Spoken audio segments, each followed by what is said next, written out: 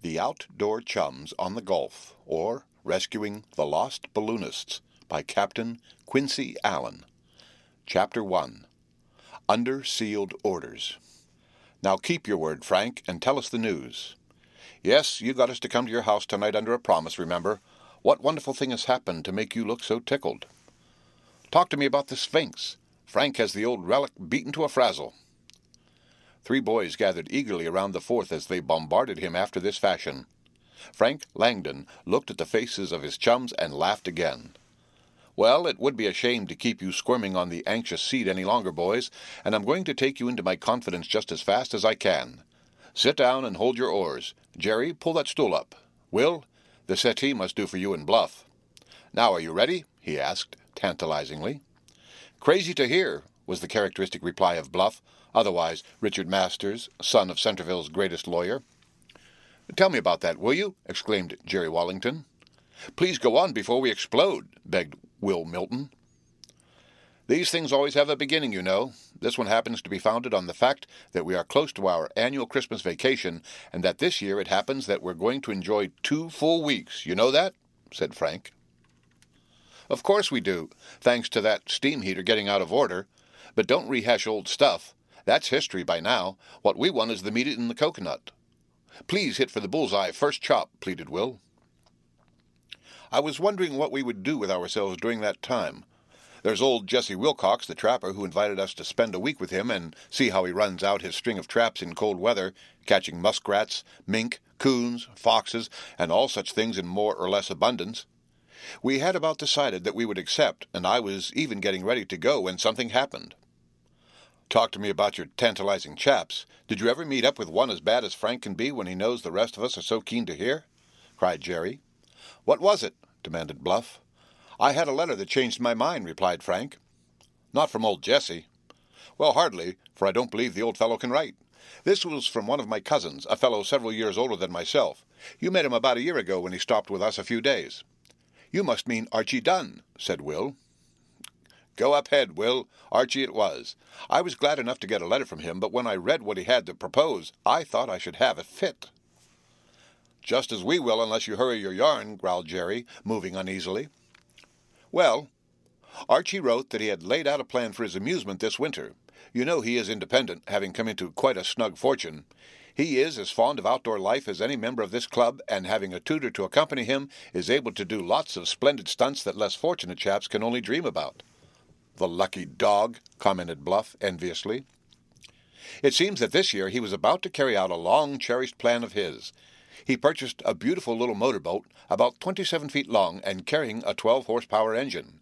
He says she can make 12 miles an hour if pushed, but being beamy, she is as steady as a church floor and mighty comfortable, just the kind of craft for cruising along a river or the bays of a coast. Jerry groaned. You're killing me by inches to tell us all this and then ask us to settle on going up there into the woods for a 2-week spin. It's a crime, that's what, he exclaimed.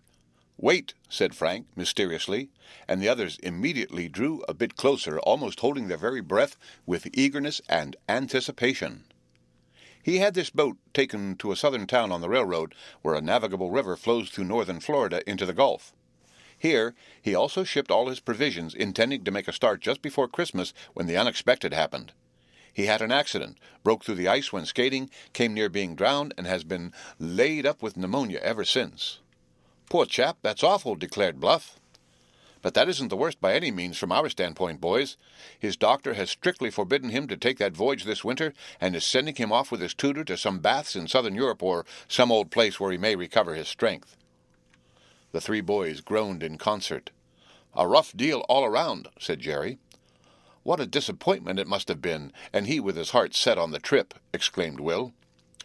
But they tell us that it's a poor wind that blows nobody good, so he has written me this letter making a proposal, went on Frank calmly. What? Shouted Jerry, clutching the arm of his chum.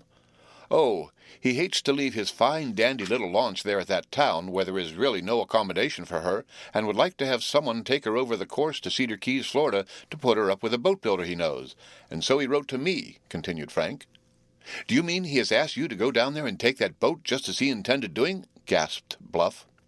Yes, Only that instead of taking 2 months loitering along, I could do the job in 10 days, perhaps, was the answer. Oh, what a lucky dog you are, sighed Will. Think of the innumerable chances for taking magnificent snapshots along the way. Hold on. I didn't tell you that in his letter he says particularly you and those bully good chums of yours, the whole 3 plenty of sleeping accommodations for the lot aboard, cried Frank with a smile. Then there was a scene. Jerry gripped Bluff and gave him a hug a bear might have envied, while Will was shaking Frank's hand as though it were a pump handle. Glorious! The finest ever. It beats the Dutch how Frank runs into snaps. This last, of course, from Jerry, who was taking his turn now at squeezing the hand of his chum. But I'm afraid, fellows, that we won't ever get the consent of our parents, sighed Will. My mother would hate to have me go so far away. You know she only has my twin sister Violet and myself. Oh, it's sure too good to be true. Now, don't cross the river until you come to it, fellows. To tell you the truth, that part of the program has already been attended to. My father and myself have been the rounds unbeknown to any of you and got the consent of Will's mother, as well as the parents of Bluff and Jerry. It's a settled thing, boys. They sat there and stared at each other. Evidently, none of them could fully grasp the wonderful proposition entirely. They thought they must be dreaming. Please don't wake me up. This is too bang-up for anything, said Will. Frank, your equal never existed. Talk to me about your chums. No fellows ever had such a boss comrade as your fellow members of the Rod Gun and Camera Club, declared Jerry. When do we start? Demanded Bluff, as though ready to run for the train at that very minute. The day after tomorrow. School closes in 1 more day, and Father thought it wouldn't matter much if we slipped off a bit ahead of time. He will fix it with the head all right.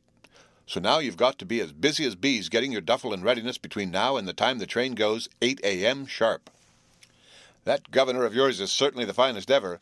How did it come that he fell in with the idea so quickly? Did you have to beg hard? Asked Will. That's the strangest part of it, as I'll tell you presently.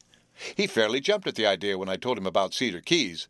But we must spend the whole evening settling just what we are to take along with us, ventured Frank. What did you say about grub? Queried Bluff, whose appetite never failed him. Archie wants us to accept all he has laid in and encloses the list. I need add only a few little things that I happen to know one or the other of us fancies especially, and we are fixed for 2 weeks. You see, there were 2 of them, and they expected to be afloat 2 months, so he laid in a large quantity of bacon, coffee, tea, sugar, and all substantials, much more than we can ever use, and I know Archie well enough to make sure they came from the best grocery in New York. Oh, the darling! Won't we remember him in our prayers, boys, and hope he gets good and strong over at that cure in Europe. There will never be a meal but that our thanks will ascend for this good deed of Cousin Archie. He belongs to all of us. This club adopts him as its one honorary member, and I hereby propose 3 cheers for the biggest-hearted chap going. Hip, hip, hooray! Doubtless Frank's father and mother exchanged smiles when this hearty cheer came to their ears from Frank's den. But Mr. Langdon, even though a staid banker now, never forgot that he had once been a boy himself, and they understood the enthusiasm that must inevitably sweep over the 3 chums of Frank when they heard the glorious news. So the boys proceeded to go into executive session and jot down lists of such things as they would be apt to need on the outing. I understand that Archie had some heavy fishing tackle in his supplies, which we can count on to carry us through. Take your heavy rods only, and your guns with proper ammunition, suggested Frank. And I'll lay in a stock of films and such things, for I expect to get lots of fine pictures among those wonderful southern scenes. I've always wanted to see that Spanish moss trailing from the swamp trees like it is in all southern views. I'm the happiest chap in Centerville tonight, Frank, exclaimed Will. But see here, interrupted Bluff, how about that matter connected with your good dad, Frank? Why was he so pleased at the idea of you going to Cedar Keys? Yes, tell us all about that, burst out Jerry.